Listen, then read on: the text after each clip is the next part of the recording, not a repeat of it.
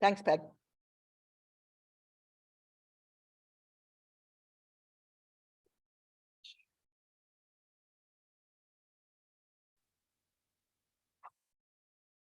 So let's begin with a question. What do you think Jesus meant when he said to his friends, "You are the salt of the earth"? This is interactive. Go ahead, Vicki.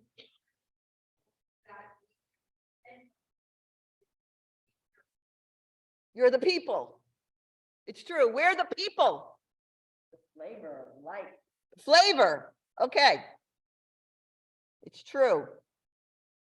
I think we spend more time focusing on light than salt. Yeah. Right? So today we're going to get salty. We're going to get salty.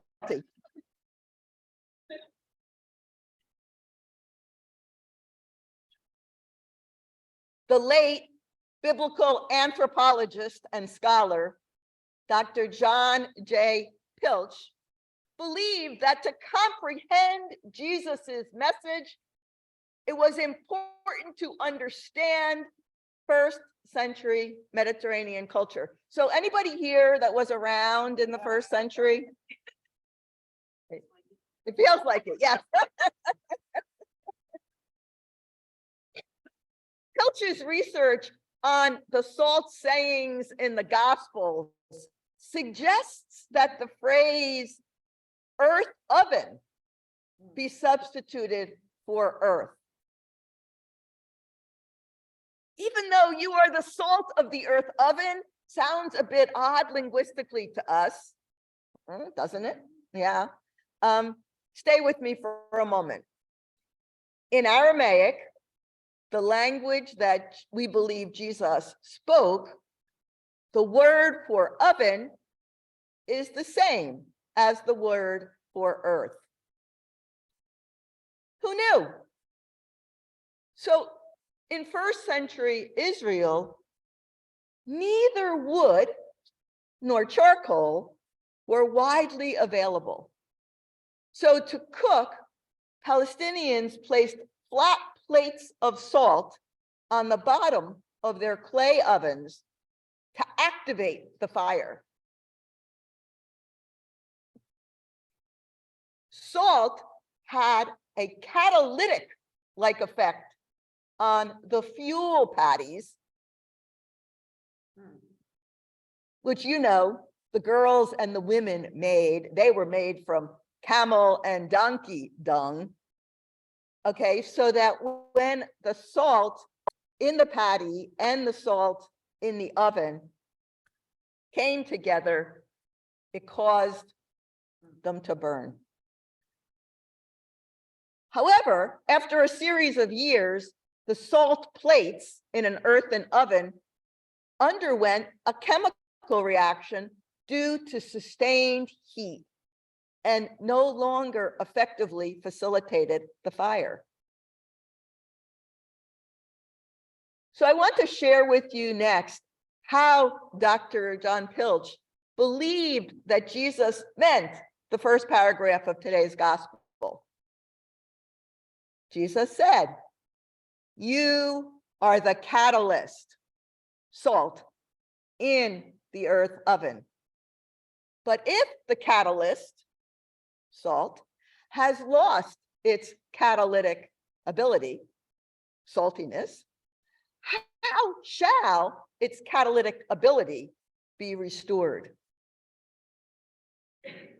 Then it's no longer good for anything except to be thrown out to help stabilize muddy roads, or in our case, icy roads. But I think that wasn't a big issue back in Mediterranean times, and just saying. Okay. So let me ask you, do you think Jesus's intent was to present salt as a catalyst? Now, remember, the role of the catalyst is to speed up the rate at which things happen. So how many of us see ourselves in the role of generating a reaction?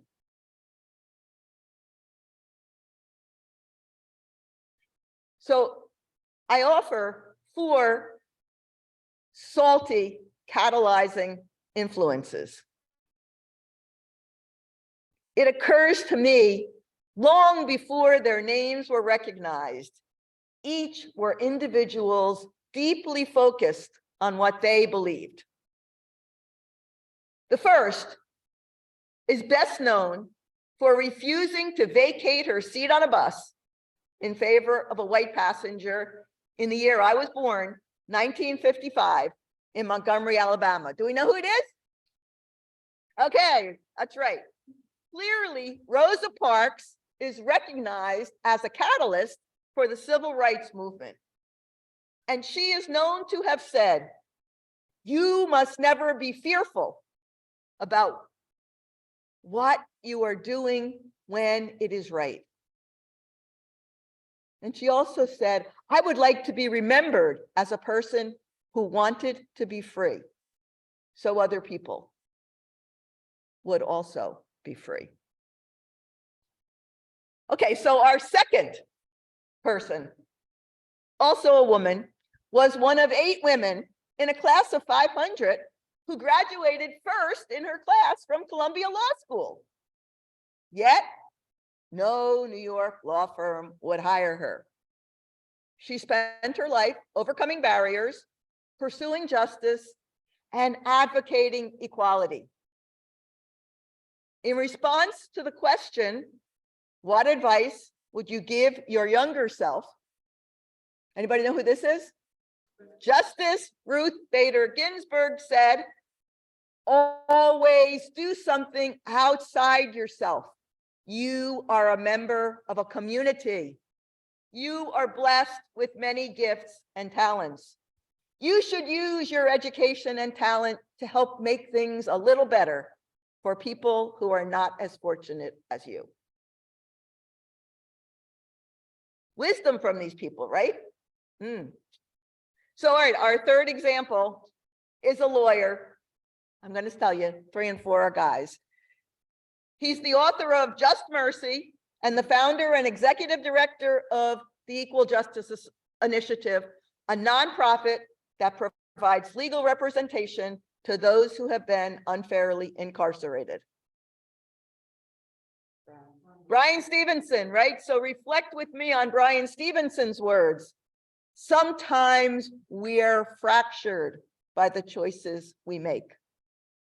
Sometimes we're shattered by the things we never would have chosen. But our brokenness is also a source of our common humanity, the basis for our shared search for meaning, comfort, and healing. Our shared vulnerability and imperfection nurtures us and sustains our capacity for compassion. The true measure of our character is how we treat the poor, the disfavored, the accused, the incarcerated, and the condemned. Love is the motive, but justice is the instrument.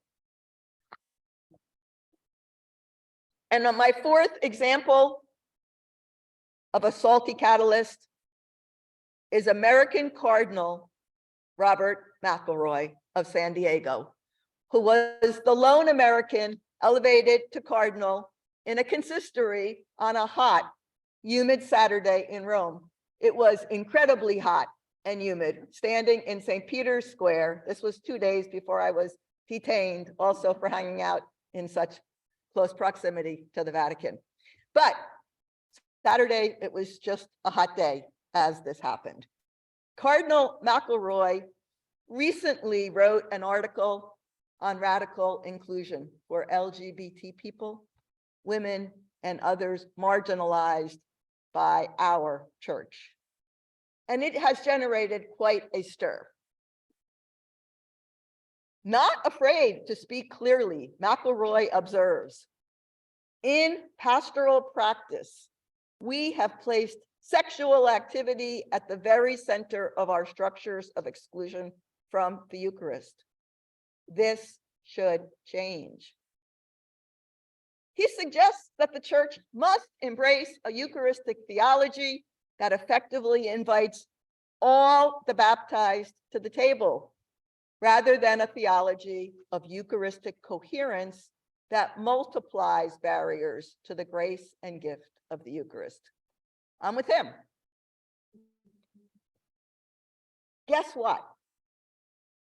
Robert and Brian, Ruth and Rosa are and were normal people just like you and me. Each decided to use their agency for good. While it may seem daunting to even consider engaging in radical action, let's recognize that's what Jesus did and what he invites each of us to do. So, going forward, when you hear the phrase or find yourself singing as we did in Gather Us In, call us anew to be salt for the earth, my hope is that you recall the context of Pilch's research and what salt, earth, and oven meant more than 2,000 years ago in the area we refer to as the Middle East.